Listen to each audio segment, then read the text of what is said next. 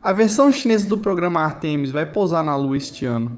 Isso significa que enquanto a NASA está aqui embaixo falando sobre construir uma base lunar, a China vai estar lá em cima fazendo isso, tornando a China a primeira nação a alcançar o recurso mais valioso do Polo Sul lunar, e quem controlar esse recurso controla a Lua. A nova missão da China é o módulo de pouso robótico mais avançado que já vimos até agora.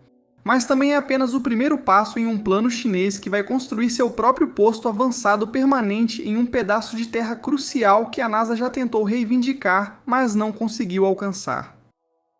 Com lançamento previsto para agosto de 2026, Chang'e 7 será a primeira missão da Administração Espacial Nacional da China na fase 4 do seu programa de exploração lunar, basicamente o equivalente ao que a NASA chama de Artemis. A fase 1 começou em 2007 com 2 orbitadores lunares. A fase 2 realizou os primeiros pousos chineses com rover em 2013 e 2019. A fase 3 completou o retorno de amostras lunares do lado visível em 2020 e do lado oculto em 2024. Todas essas missões foram um sucesso completo. A China é a única nação até agora com um histórico de 0 falhas em pousos lunares. E isso os colocou em uma posição ideal para começar a fase 4 do programa, que vai iniciar o estabelecimento da Estação Internacional de Pesquisa Lunar. Esse é o nome que a China dá para uma base lunar. E por internacional, eles querem dizer que isso está sendo feito teoricamente em parceria com a Rússia e alguns programas espaciais nacionais menores de países como Paquistão, Egito, Tailândia, África do Sul e Venezuela. Dadas as recentes ações dos Estados Unidos na Venezuela, não espero que essa aliança continue. Mas, no geral, essa é uma operação muito centrada na China, da mesma forma que Artemis é centrada nos Estados Unidos, mesmo que Artemis tenha vários parceiros internacionais altamente capacitados envolvidos. E embora a própria Lua seja um lugar muito grande, toda a atenção de ambos os lados está atualmente focada em um local, o Polo Sul. E para aumentar ainda mais as apostas, há um lugar específico dentro da região do Polo Sul que está chamando a atenção de todos neste momento. Ele se chama Cratera Shackleton. Aqui está o motivo. Quando tentamos olhar dentro da cratera Shackleton, tudo o que vemos é escuridão. Isso ocorre porque o fundo está sempre na sombra, sem luz solar, resultando na chamada armadilha fria. A ausência de luz solar manteve o fundo dessa cratera perpetuamente congelado, e provavelmente tem sido assim por bilhões de anos.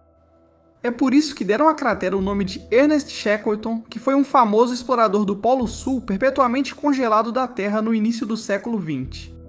Analisando as regiões polares da Terra, entendemos o que ocorre com essas crateras na Lua.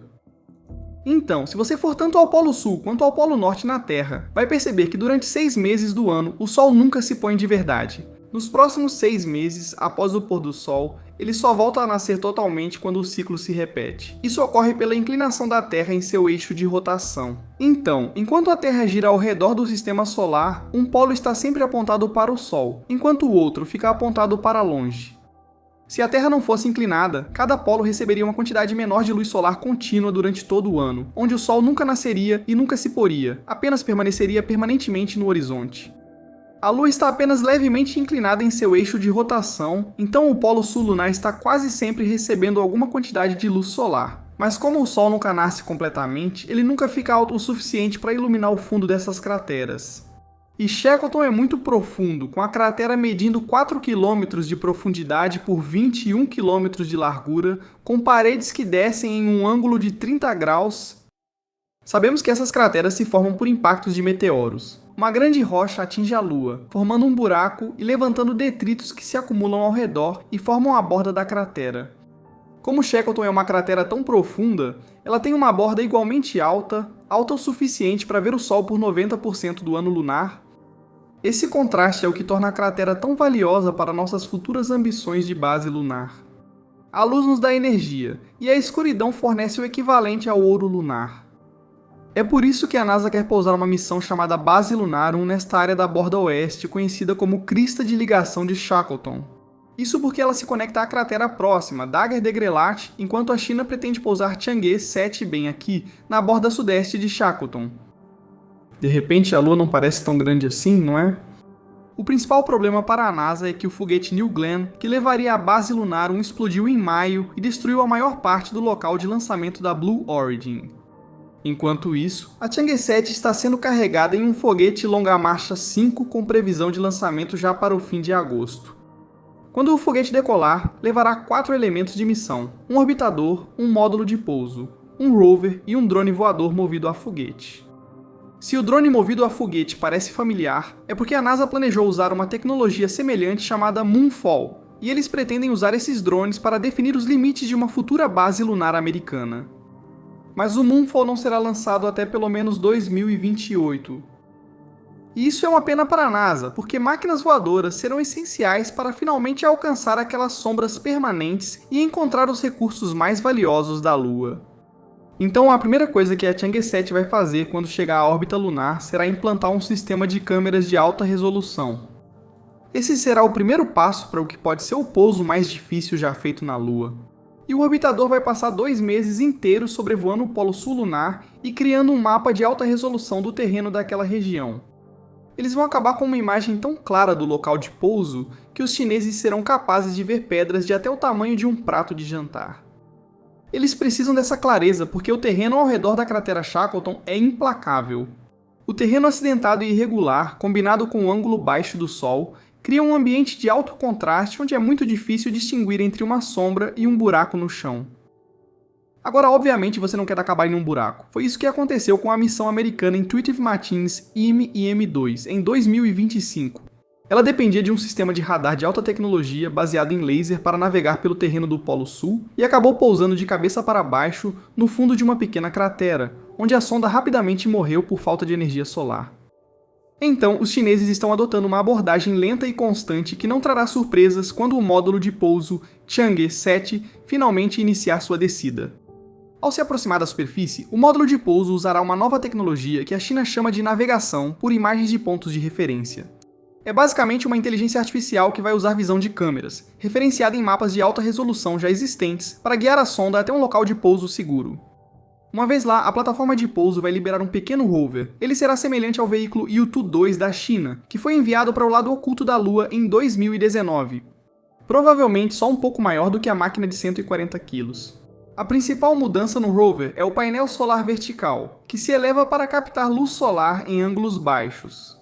Esse vai explorar a borda iluminada da cratera, enquanto o último elemento da missão se prepara para investigar a escuridão. O que torna a cratera Shackleton especialmente interessante é o seguinte: o fundo está sombreado, mas ainda é relativamente claro. Ou seja, ao medir as áreas sombreadas da Lua do espaço, o fundo dessa cratera é menos escuro que outras regiões escuras ao redor. Isso nos mostra que há algo refletivo lá embaixo, e acredita-se que a superfície desse reflexo seja uma camada muito fina de gelo de água, como se fosse uma geada cobrindo a superfície. Isso ainda é só uma teoria, mas Chang'e 7 vai descobrir a verdade em breve. O módulo de pouso transporta uma mini sonda saltadora, um pequeno dispositivo com motor a foguete e 6 pernas em forma de agulha com amortecedores embutidos. A luz solar é a principal fonte de energia, com bateria reserva para curtas incursões na sombra. Ela vai decolar da borda da cratera e depois pousar no fundo. Isso também será controlado de forma autônoma por uma IA embarcada, e quando chegar lá embaixo, a sonda terá apenas uma tarefa. Ela carrega o analisador de moléculas de água e isótopos de hidrogênio, que coletará uma amostra do solo. Depois, o drone religará o motor para saltar de volta à borda da cratera. Ao voltar à luz do Sol, o instrumento da sonda analisará a amostra para identificar água no solo lunar. Ok, precisamos falar sobre os muitos motivos pelos quais a água é tão importante para o nosso futuro na Lua. O primeiro é meio óbvio. As pessoas vivendo na Lua vão precisar de água para beber, e encontrá-la lá em cima significa que não precisamos nos preocupar em levar água daqui de baixo. A água é muito pesada, e a massa é o maior fator limitante nas viagens espaciais como conhecemos hoje. Mas o valor da água vai além de simplesmente manter-se hidratado. Se olharmos para essa molécula, temos H2O2 átomos de hidrogênio e um átomo de oxigênio. O oxigênio é essencial para a sobrevivência humana na Lua. Podemos passar horas sem água, mas respirar requer suporte vital contínuo. Agora, o que você talvez não perceba é que a água é na verdade mais valiosa para o nosso foguete do que para os nossos astronautas. O mais louco sobre o H2O é que ele é um ótimo líquido para apagar incêndios. Mas quando o hidrogênio e o oxigênio são separados e depois recombinados, tudo o que você precisa fazer é adicionar uma faísca e você tem uma reação explosiva poderosa. Então, com um processo simples chamado eletrólise, os dois elementos podem ser separados e a água se torna combustível de foguete. É aqui que tudo começa a mudar. Precisamos de água e oxigênio, mas podemos reciclá-los e filtrar impurezas. Assim sobrevivemos por muito tempo com pouca quantidade. Mas para um foguete viajar da Terra, pousar na Lua e depois voltar para casa, isso exige uma quantidade incrível de combustível. Sem posto de combustível na Lua, precisamos levar toda a quantidade necessária desde a Terra.